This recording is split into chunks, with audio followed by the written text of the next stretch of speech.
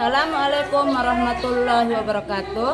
Yang terhormat Bapak Ibu penilai uji kinerja, perkenalkan nama saya Baik Siti Aisyah, mahasiswa pendidikan profesi guru dalam jabatan Universitas Islam Negeri Alauddin Makassar, angkatan 1 Rombel 3 tahun 2025 dengan nomor induk mahasiswa 21000124227. Hari ini saya akan melaksanakan uji kinerja praktek pembelajaran di sekolah tempat saya mengajar di SMP NW Jerua di kelas 7 dengan materi Ruksoh menggunakan model pembelajaran Project Based Learning. Mohon maaf apabila ada kekurangan. Terima kasih, selamat menyaksikan. Wassalamualaikum warahmatullahi wabarakatuh. Ihtiram. Ayo.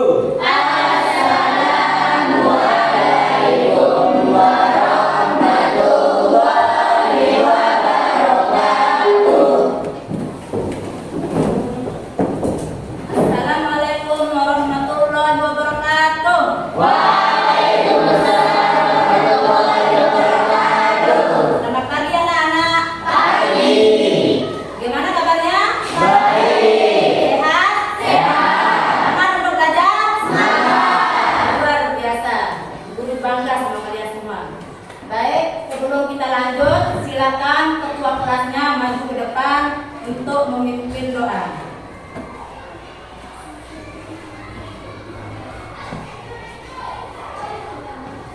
Siap berdoa.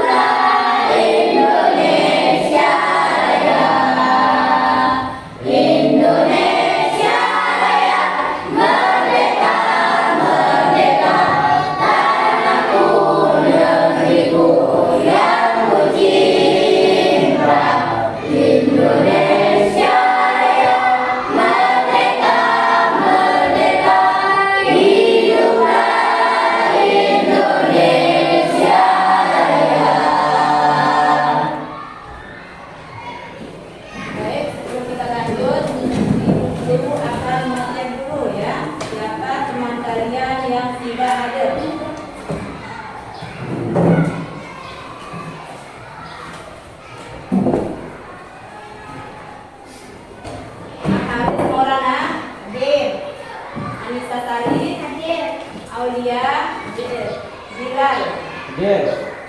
Lala Sukiana, Muhammad Arif, Mirda, Padilawati, Andi Mahendra, Hadir. Rizka, Yeti Aryani, Tri Komar, Tiara, lalu Nopal, Yusril, Imam Harisandi. Ya, kita doakan semoga teman kalian cepat sembuh dan bisa belajar seperti biasa ya. Amin. Ahmad Wahid, Amira, Nusifa, Roti, Rizka. Baik, pada pertemuan lalu kita itu sudah belajar mengenai ruqyah. Ya, ruqyah. Ada yang masih ingat ruqyah itu apa? Ya, kemudahan atau keringanan. Siapa lagi ingat? Perubahan suatu hukum dari hukum asalnya karena sebab tertentu. Ya, perubahan suatu hukum karena Sebab sebab tertentu. Jadi ruqyah itu merupakan suatu kemudahan atau keringanan. Perubahan suatu hukum dari hukum asalnya karena sebab tertentu. Mengapa agama mengajarkan ruqyah? Agar semua umat muslim dapat mengerjakan ibadah walaupun dalam keadaan dan situasi tertentu. Jadi Islam itu adalah agama yang paling sempurna, ya, yang paling sempurna bagi umat manusia sepanjang zaman. Apa contohnya? Hukumnya yang tegas dan jelas, tapi mudah dipahami atau mudah dilaksanakan. Ya. Jadi hukum yang telah ditetapkan oleh Allah dengan tujuan apa? Agar manusia dapat melaksanakan amanah. Ya. Jadi setiap perintah dan larangan yang telah ditetapkan oleh Allah sesuai dengan kemampuan manusia itu sendiri. Tidak ada yang memberatkannya. Ya. Apabila sesuatu itu diwajibkan atau diperintahkan, berarti itu yang terbaik bagi manusia itu sendiri. Ya. Apabila sesuatu itu dilarang, bagi itu berbahaya atau sangat berbahaya bagi seseorang. Ya. Contohnya sekarang, Allah Subhanahu wa Ta'ala mewajibkan kita untuk mengerjakan ibadah sholat. Kenapa? Karena sholat itu bisa mencegah perbuatan keji dan mungkar. Dan sholat itu juga sebagai penolong kita di akhirat kelak. Ya. Kemudian sekarang, mengapa Allah mengharamkan atau melarang minum khamr? Contohnya apa? Kenapa? Karena itu berbahaya bagi tubuh dan bisa merusak organ tubuh manusia. Jadi segala sesuatu yang diperintahkan atau dilarang oleh Allah itu yang terbaik bagi manusia. Ya. Baik, tujuan pembelajaran kita pada hari ini adalah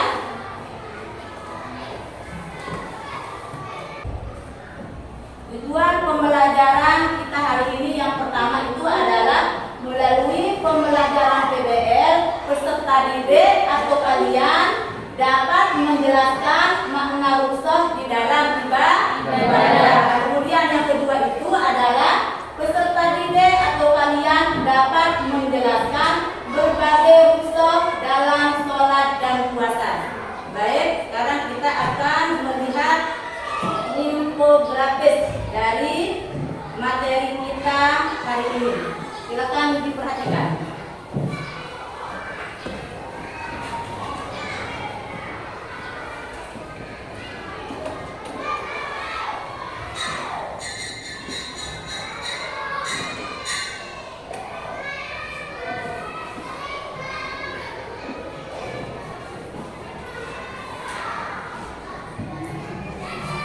Bisa dilihat itu? Bisa dibaca? Ya. Setelah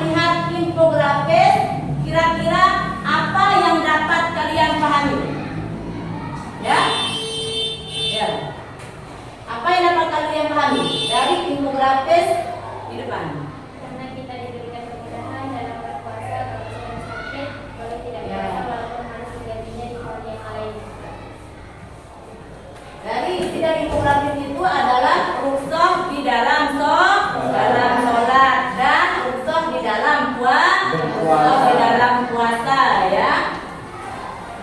Jadi setiap muslim diwajibkan untuk mengerjakan ibadah utama. Ada yang tahu apa contoh ibadah kita yang utama? Sholat. Apa lagi? Puasa. Apa lagi?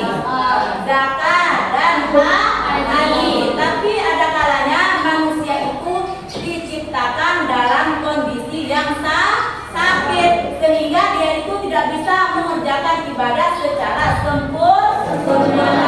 Di sini Islam memberikan solusi atau jalan keluar bagi orang yang tidak bisa mengerjakan sholat secara sempurna ya. Apa jalan keluarnya? Yaitu kemudahan atau keringanan yang kita kenal dengan rukhsah ya. Ya, baiklah, sekarang silakan kalian buka buku paketnya ya. Silakan dibuka buku paketnya. Halaman 199. Silakan dilihat, dibaca. Saya kasih waktu kalian untuk membaca selama 5 menit ya.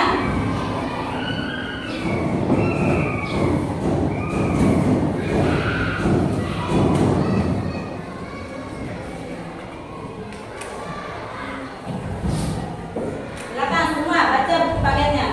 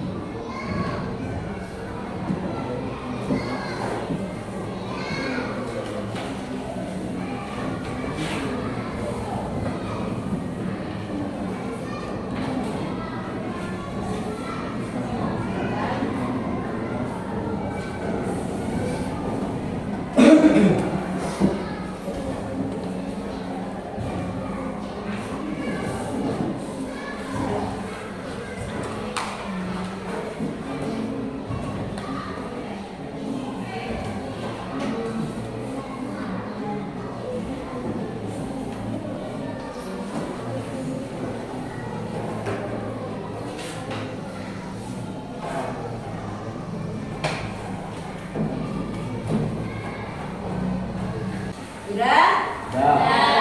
Setelah membaca buku paket tadi, kira-kira apa yang dapat kalian pahami? Ya, kemudahan di dalam menjalankan ibadah sholat. Apa lagi? Keringanan dalam puasa. Ya, keringanan dalam berpuasa. Baiklah, sekarang kita akan membuat kelompok ya, yang terdiri dari kelompok 1, 2, 3. Silakan duduk menurut kelompoknya masing-masing.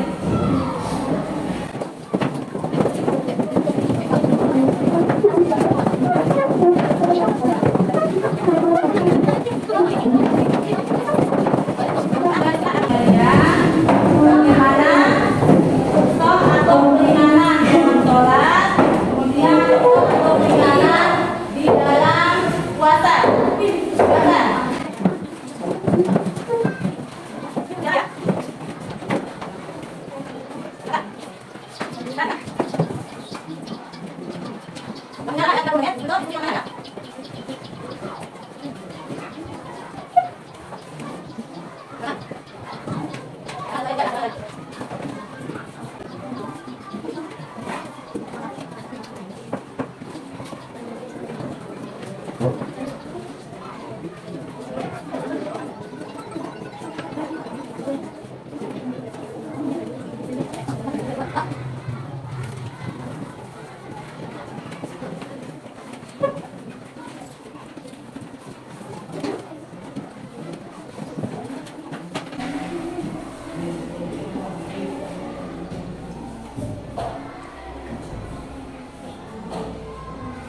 Dipahami dulu ya.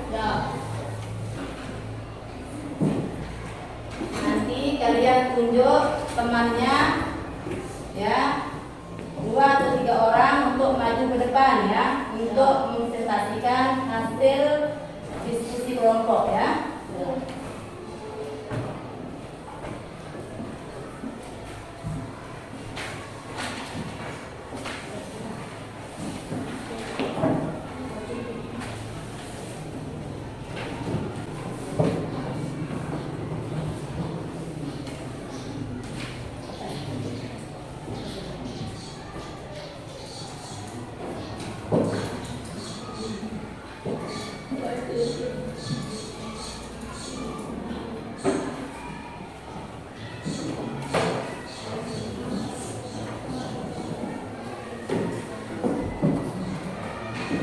Bagaimana kemudahan bagi orang tertentu dalam puasa ya. Ini bukor dalam sholat bagi musafir. Musafir itu adalah orang yang sedang dalam perjalanan.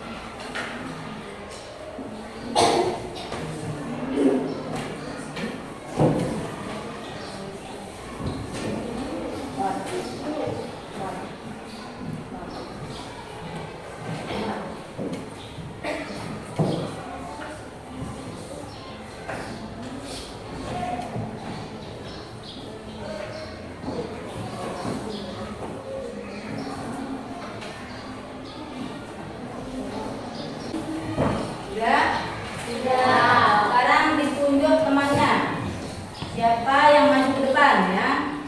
2 3 orang, silakan untuk mempresentasikan hasil kerja kelompok. Ayo kelompok 1.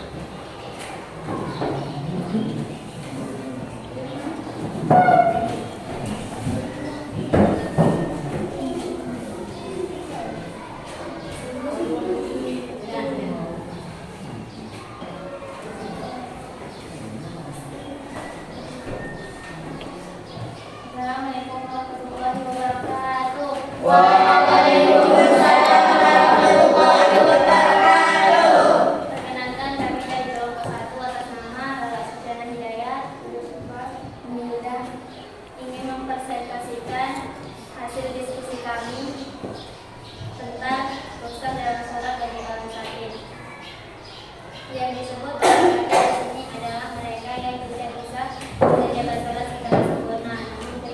Namun demikian, seseorang tidak boleh meninggalkan sholat dimanapun dan dalam keadaan apapun. Pada pelaksanaan sholat, orang sakit diberi keringanan dan kemudahan karena ibadah sholat merupakan ibadah yang sama sekali tidak bisa ditinggalkan. Tata cara sholat bagi orang sakit: pertama, sholat dengan duduk. Jika orang sakit tidak mampu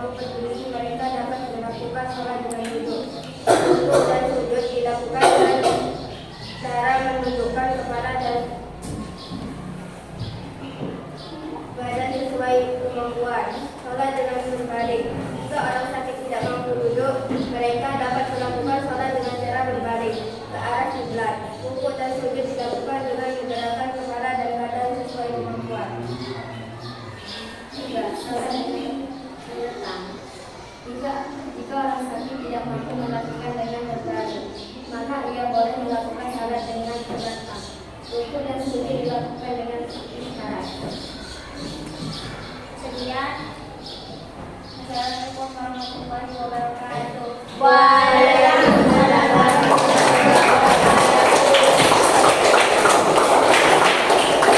Ya, kelompok 2 silakan duduk teman-teman.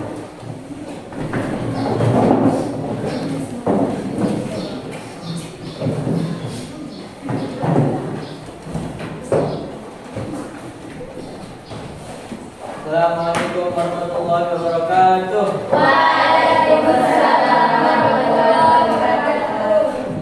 Kami dari kelompok 2 atas nama Bilal Musa Putra akan mempresentasikan hasil dari kelompok kami. Kemudahan bagi orang tertentu dalam berpuasa. Puasa adalah suatu ibadah yang diwajibkan bagi setiap muslim, baik laki-laki maupun perempuan, besar atau kecil, tua atau muda. Orang-orang yang dibolehkan meninggalkan puasa yang wajib menggantinya di hari lain adalah 1. Orang sakit. Yang disebut sakit di sini adalah mereka yang berat berpuasa karena sakitnya. Apabila mereka berpuasa, maka penyakitnya akan bertambah parah. Maka bagi mereka diberikan keringanan untuk tidak berpuasa, tapi wajib menggantinya di hari lain apabila sudah sembuh. 2. Musafir. Musafir diperbolehkan menjaga puasa namun mereka dapat menggantikan di hari lain. 3. Wanita haid dan nikah. Wanita haid dan nikah wajib meninggalkan puasa dan wajib pulang menggantikan puasanya di hari lain. 4. Wanita hamil dan menyusui. Kedua wanita ini boleh meninggalkan puasa kalau khawatir puasa akan menjadi mudarat pada dirinya sendiri atau pada anaknya. 5. Orang tua renta yang tidak mampu menjalankan ibadah puasa. Orang tua renta yang tidak mampu menjalankan ibadah puasa dibolehkan meninggalkan puasa dengan menggantinya dengan cara membayar fidyah. Sekian hasil dari presentasi kami. Assalamualaikum warahmatullahi wabarakatuh. Waalaikumsalam warahmatullahi wabarakatuh.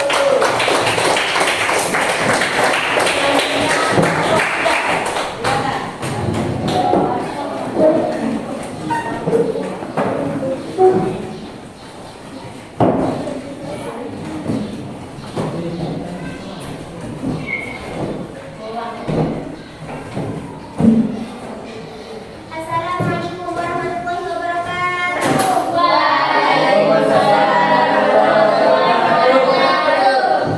Perkenalkan, kami dari kelompok 3 atas nama Muhammad Hasanah.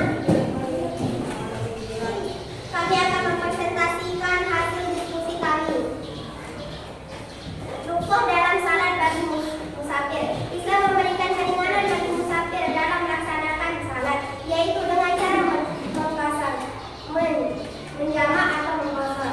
Salat yang mana salat jamak itu adalah menggabungkan dua waktu salat menjadi satu waktu. Itu merupakan keringanan yang diberikan syariat Islam, terutama bagi musafir dan orang yang sakit. Contohnya, sholat zuhur dan sholat asar dilakukan pada waktu zuhur, atau sebaliknya, dan sholat maghrib dan isya dilakukan pada waktu isya, dan bisa juga dilakukan pada waktu maghrib. Sholat yang dapat dijamak adalah zuhur, asar, maghrib, dan isya. Sholat zuhur tidak bisa dijamak. Sholat qasar adalah meningkat sholat 4 rakaat menjadi 2 rakaat. Ini merupakan keringanan yang diberikan syariat Islam kepada musafir. Zuhur yang biasanya 4 rakaat bagi puasa menjadi 2 rakaat, itu juga dengan sholat asar. Sholat zuhur tidak bisa dipuaskan. Ini adalah hasil diskusi kami. Wassalamualaikum warahmatullahi wabarakatuh. Waalaikumsalam warahmatullahi wabarakatuh.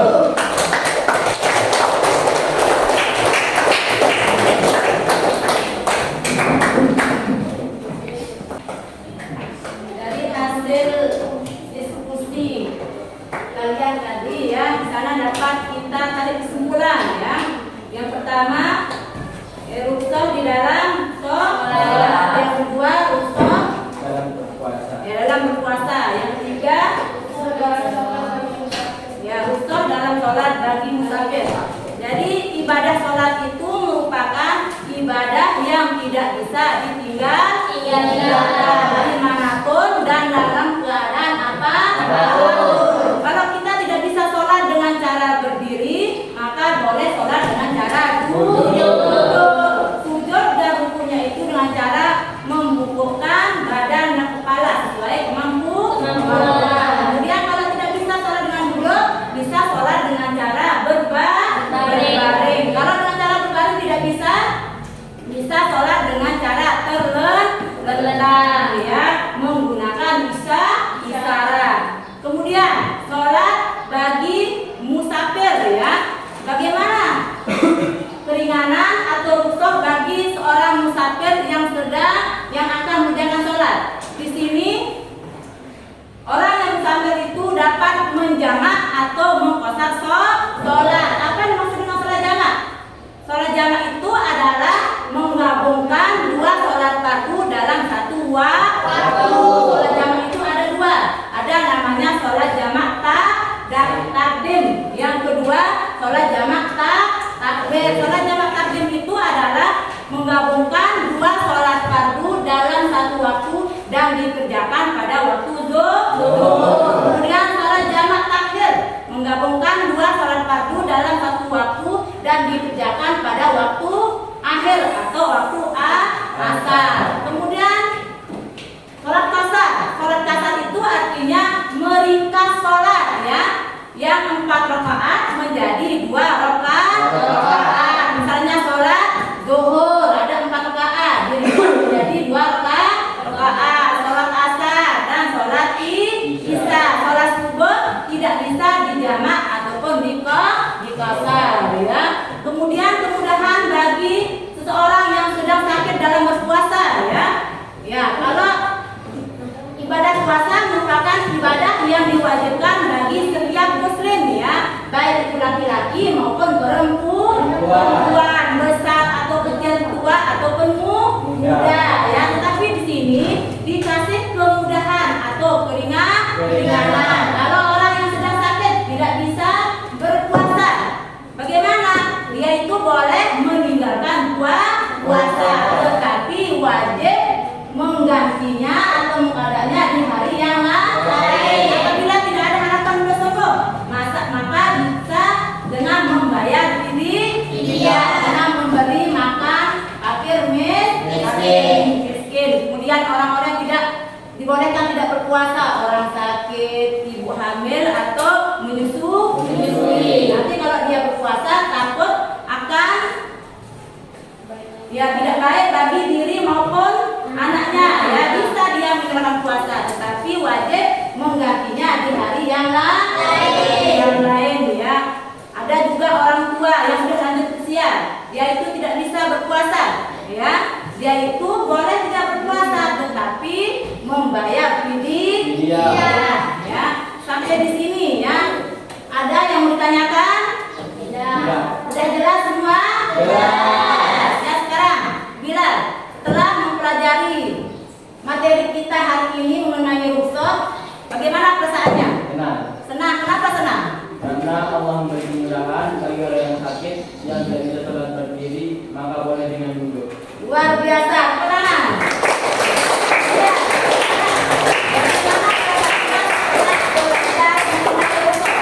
Karena kita diberikan kemudahan. Gimana perasaannya? Senang atau gimana? Senang. Kenapa senang? Karena kita diberikan kemudahan untuk berpuasa, Untuk tidak. Ya, dalam bilang dia itu merasa senang karena dikasih keringanan atau kemudahan untuk tidak menjalankan ibadah puasa ya, tetapi wajib menggantinya di hari yang lain ya. Baik, untuk minggu depan kita akan belajar mengenai rukhsah di dalam zakat dan haji ya.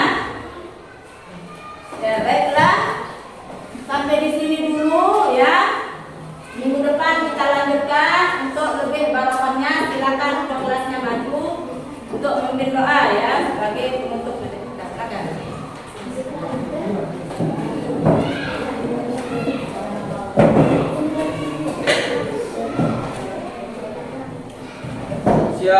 berdoa.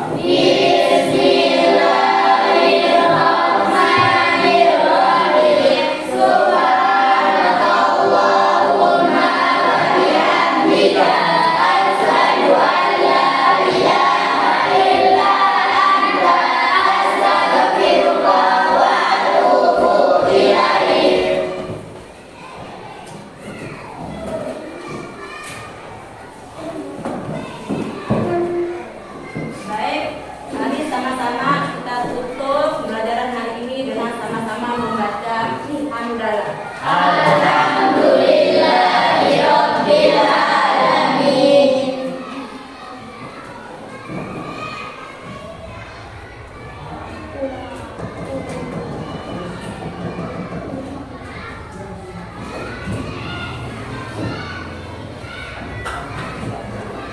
Iqra